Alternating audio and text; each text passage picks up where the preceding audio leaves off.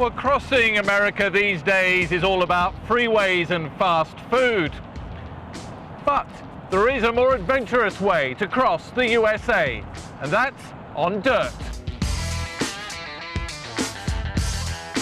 It's the most developed country on the planet, but America is still crisscrossed by a network of farm road, logging tracks and mountain trails. Our aim, to get as far as possible between the Atlantic and the Pacific without driving on paved roads. 300 miles near the East Coast is no-go, but from North Carolina to Oregon, motorcycles have made the crossing on what's called the Trans-America Trail. Never, though, we believe, as a proper vehicle. To attempt the month-long journey, we have Land Rover's LR4. There's almost no country on the planet which Land Rover have not explored. For this trip, the LR4 is stock, with a few key dealer extras added for the remotest, toughest sections. From the start at Asheville in North Carolina, the Smoky Mountains and the back roads of Tennessee are our warm-up act. Then it's into the Deep South, where the idea for the Trans-America Trail was conceived.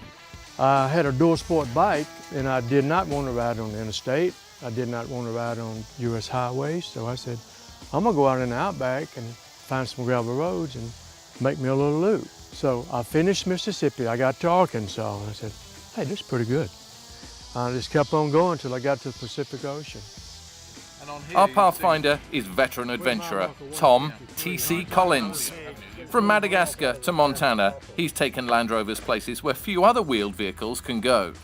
His greatest task will be marrying Sam's maps with satellite navigation. This trip is not just about mud and maps. Going off the beaten track is the way to see less discovered parts of America. On our trail is Clarksdale, home of the Mississippi Delta Blues, and home to film star and blues club owner Morgan Freeman. And we would say, I've never been to Mississippi. I said, well, you should come.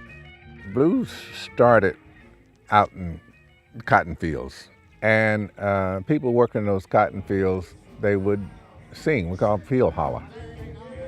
We would see people in Clarksdale, tourists, and the universal question generally was, where can we hear some blues? So that's when we decided to build a blues club. Now, this is the original Delta Blues.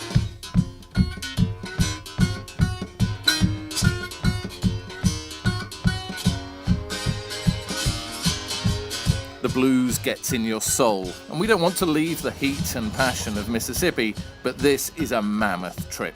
The Ozarks and the prairies lie before us. Ours is a journey twice the length of the mother road, Route 66, which we cross near Tulsa, Oklahoma. 110 years before us, the first car drove across the USA. It took Messrs. Jackson and Crocker 63 days. On dirt, of course. But I feel more of a symmetry with the pioneers and stagecoaches who opened up the West. The mighty Mississippi feels a world away. The natural barrier to our progress now is the towering Rocky Mountains. It's TC's home state. Good thing he knows the way. But one wheel wrong and you're flying, not driving. We're on the approach to Black Bear Pass, approximately 12,800 feet. It's a pass that is terrifying to a lot of people. Huge drop-offs, K-turns on switchbacks with 1,000-foot drop-off.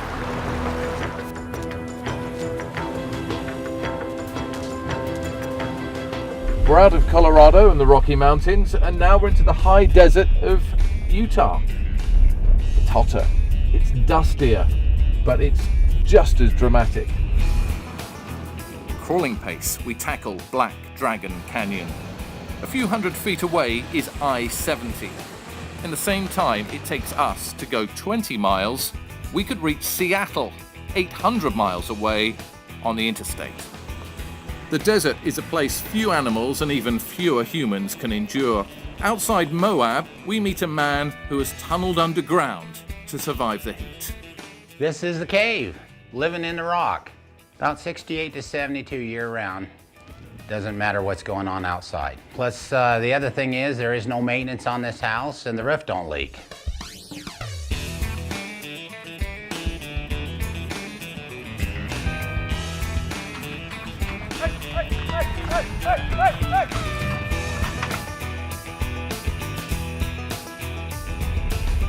We've just crossed into Oregon. This is our final state border crossing.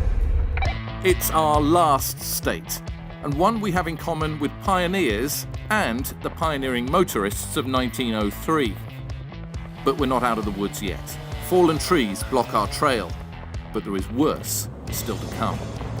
The forest is ablaze and the Trans-America Trail is in its path.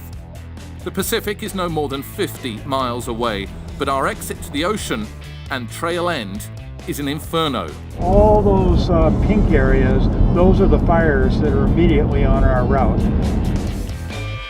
It adds a day of extra driving and dozens of miles of double backing to cover off the trail foot by foot, before breaking out onto the prehistoric beach near Port Orford in Oregon. We can go no further. Ahead is the Pacific Ocean.